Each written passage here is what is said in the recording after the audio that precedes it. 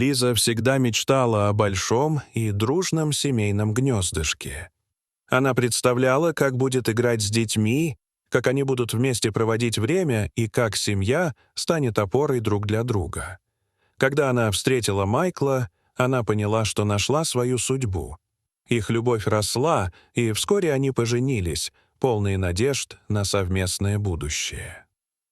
Через год после свадьбы Лиза узнала, что беременна. Счастью не было предела. Она и Майкл с нетерпением ждали, когда смогут стать родителями.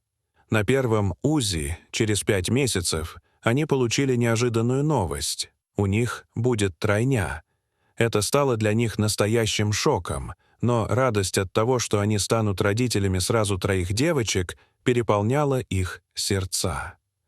Спустя 4 месяца, в один прекрасный день, Лиза родила тройняшек, 3 очаровательных девочек, каждая из которых была уникальна и неповторима.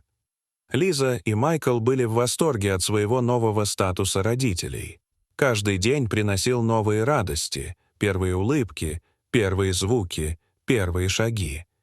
Они были счастливы, несмотря на все трудности, которые приносила жизнь с 3 новорожденными. Однако через 10 дней после рождения девочек произошло ужасное. Лиза и Майкл заметили странное потемнение в области шеи одной из их дочерей.